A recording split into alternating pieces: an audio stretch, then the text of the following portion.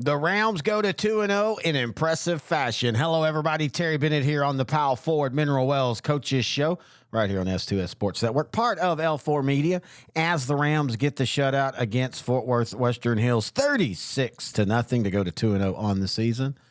This week, it's going to be a tough one in Benbrook, but we'll talk about that here in a little bit. First off, I do want to apologize for this being up late this week.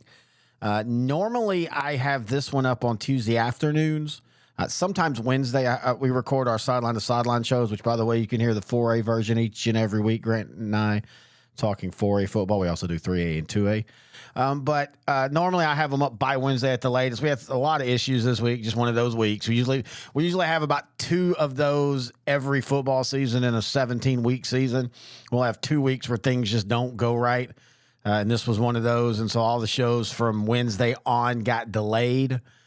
So I'm putting this up Friday morning. In fact, it's like 7 in the morning as I speak. I do apologize for that. But, hey, you have something to listen to on the way to the game if you're going to Benbrook. But anyway, we do want to thank our sponsors, Powell Ford.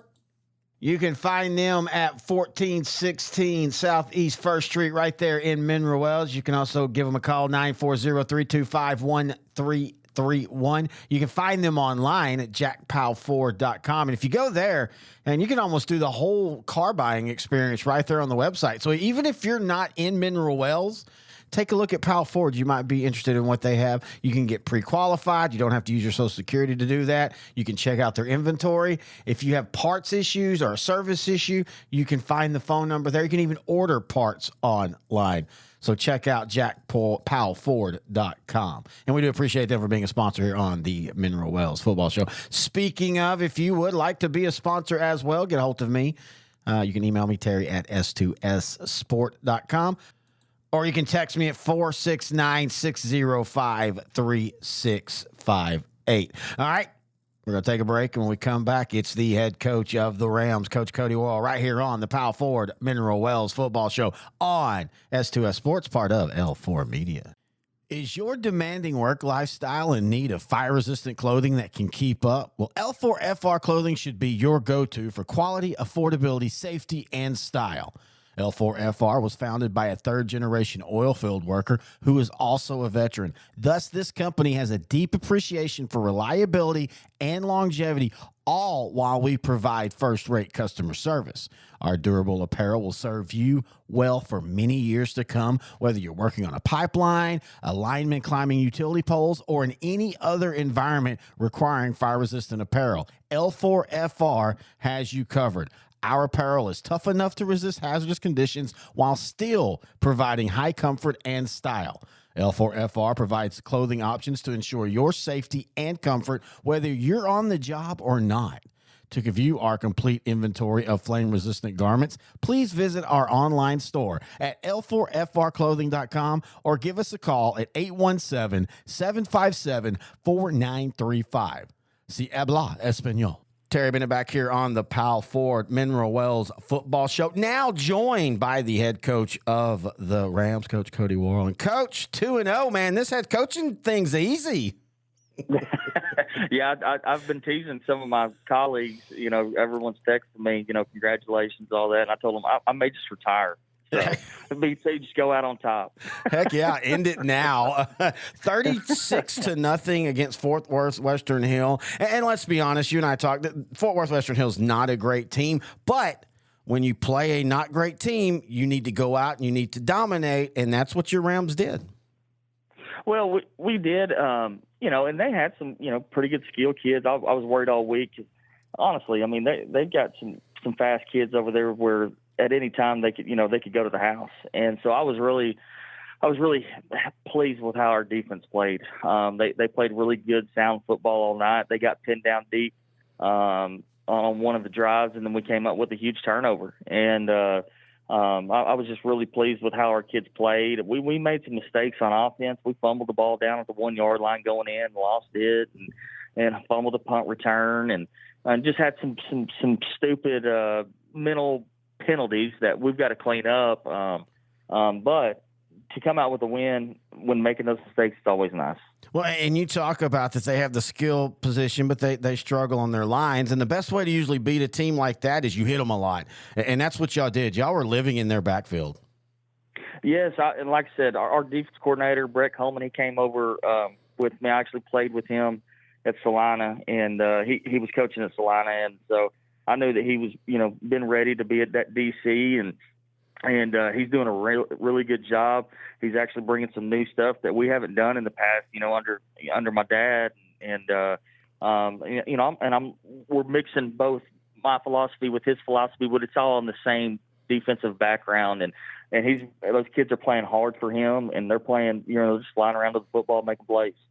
All right. Now, when you first got this job, and we were talking about doing a coach's show, and I kind of was like, so what do you have coming back? And the first thing you talked about was Preston Harrison. You talked about how big he was. You talked about how fast he was. He didn't play in game 1. He plays in game 2. What's he have, 3 touchdowns? And I saw the film, and, man, he is special. Yeah, he had a really good, first game of the year. Our quarterback also threw some really good footballs. Owen Gadd threw some. I mean, he was 6 for 6 on the night. We obviously called more pass plays than that, but he was 6 for 6 with 4 touchdowns, and 3 of them were to Prez. And Prez is a difference maker. I mean, you can't coach. I mean, you got, the cliche thing is to say you can't coach speed, which I sometimes disagree with. I always believe you can make kids faster. You're not going to turn a 4.9 kid into a 4.4 kid. Yeah. That's not going to happen. But the one thing you cannot coach is size, and that's something that he has. I mean, he's 6'6", over 200 pounds, and can run, and he can catch the football. And so he's a weapon that we've got to utilize, and we got to find more ways to get the ball in his hands.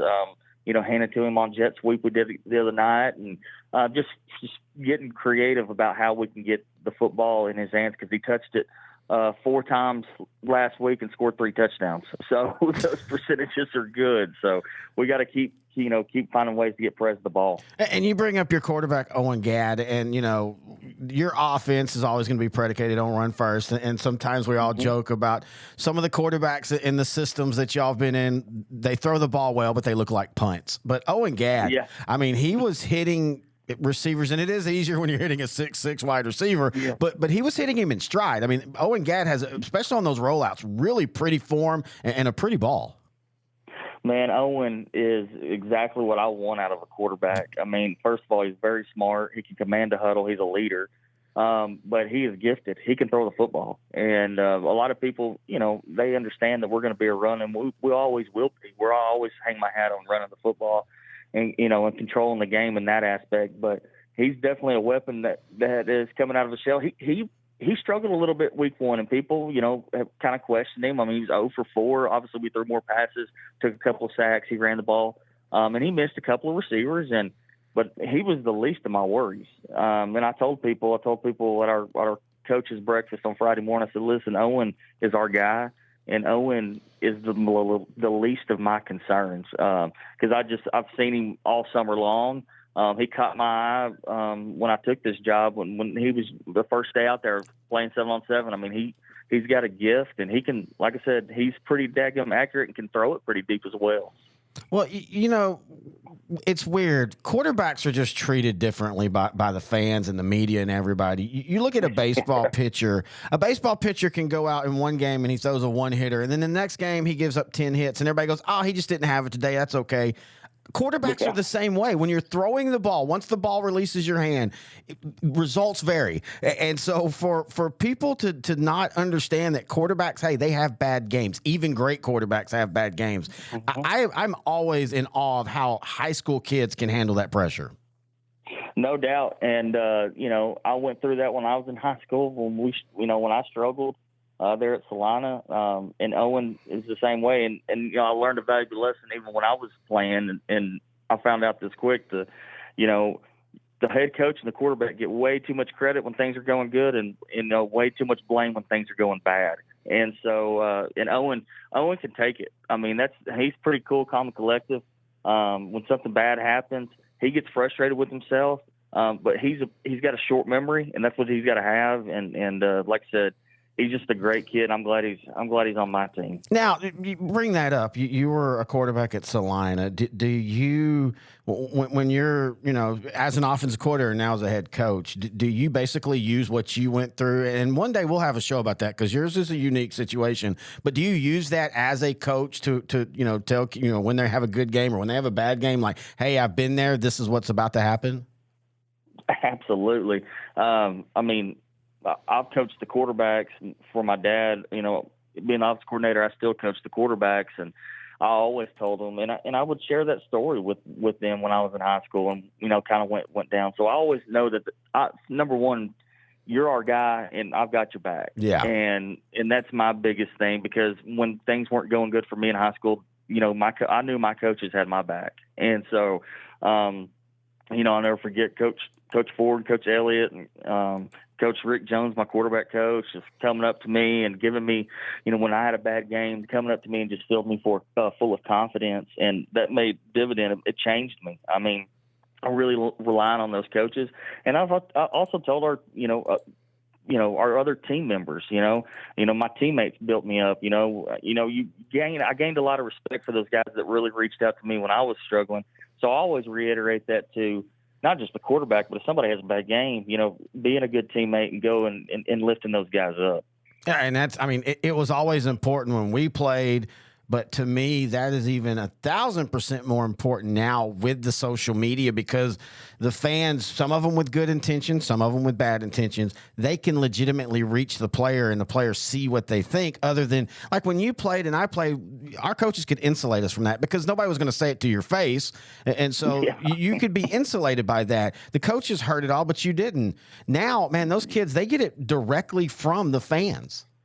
No, the keyboard warriors, you know, I mean, and they've always been around, but now with technology, at what it is now, I mean, it's so easy to get on there and be a keyboard warrior. And man, listen, I'll be honest with you. I quit getting on that chat 3 or 4 years ago, man. There were some problems with, and I'm a big believer of, they should post their name. If they're going to say what they got to say, they're going to post their name on there. But, that stuff honestly doesn't bother me. And we've talked to our kids about that. Stay off that. That's for fans. And a lot of times, in years past, it's been our kids, just riling it up. And I'm like, just stay off of there. That none of that means nothing. I mean, it really does. All it is a distraction, and only harm can come out of that. But yeah, no doubt. I mean, kids getting made fun of or getting singled out on social media, that's just something that I guess we have to adapt to, because it's not going away. No, I totally agree with that. And good or bad, I guess, though, one of the things that I think that's changed is like, and I don't have a problem with this, but like back in our day, if your opponent talked trash, you were ready to fight. Now, when an opponent talks trash, they all just kind of laugh and slap each other on the helmet, and it's like, who can get the best joke in? So it is kind of fun seeing that side, because these players all know each other through social media. No doubt, and that's a good way to keep up with each other. But yeah, I mean, I just remember the days like you didn't talk to any one of your opponents unless you ran into them at the mall or something. Exactly. Or a 7-on-7. I mean, that's when you saw those guys. But they keep up with each other now. Whether Snapchat, Instagram, Facebook, Twitter, or X, I guess is what it's called now. But yeah, it's just crazy how social media has changed so much. All right, let's go to our next week opponent, because this is going to be a tough one. You've got a Benbrook Bobcat team that has taken lumps the last couple of years, but they're all very young. And as you and I were talking before we started recording, they're young and talented. I think this is y'all's toughest battle to date. Oh, there's no doubt. There's no doubt about it. They kind of check all the marks. I mean, they're big up front. They can move. The quarterback's very solid. Doesn't make very many mistakes at all. He'll run it. He'll sneak in there and run it on you, and he's effective. But their defense is solid. Their 2 defensive ends are dang good. I mean, really, really good. And one of them's the kid that comes in and plays running back for him. When he's back there, he looks like Earl Campbell. I mean, he's 6'3", 255 is what he's listed at. And when he gets downhill, they get him in the pistol and run zone. And when he gets downhill, if he gets to the linebacker's level, it's a whole another show. He's gonna run with his pads down, running over people, stiff arming people. Coach Slater and his staff do a phenomenal job. You know, I kind of praise them for playing all those younger kids last year when they were 1-9 and taking their lumps, but developing those kids into the team they are now, because they're a dang good football team. I've been watching them on film all week. You know, just trying to get a weakness here and there. There's not very many weaknesses. They got tall receivers that they throw the fade ball up to and take shots down the field, and they're just a really solid football team. Yeah, this is legitimately, and I always call it basketball size, but this is legitimately one of the taller teams that I've come across on all the games that I'm researching each week and stuff. It literally looks like everybody is 6'2" and taller. Yeah, there's no doubt their linemen are huge. If you stand up against their linemen, they're just going to drive you back. I mean, I've seen on film multiple times against Sanger and Iowa Park where if you do stand up, they're going to drive you back into the linebacker's laps. And when you get, and not just the big running back, they rotate running backs, and all of them are effective and all of them are different. And so that's the other thing about playing them is, you know, when one kid comes in the game, it's kind of a whole nother, mindset when that, you know, if there's a shorter kid coming again, but maybe quicker and faster, you're looking for him to cut back and you're worried for, you know, the running back to find a different alley that way. But when the big boy comes in, you know it's about to be physical, and you better bow your neck up and stick your nose in there. Well, you bring up an interesting thing. You talk about their size, and are you the type of coach that you tell your team, look, these are big boys, or are you the type of coach that tries to keep that, like, hey, you'll see it when you get there? I know different coaches do it different. So are you more of the, hey, these are big boys, we got to chop some trees, or do you try to keep that away from them?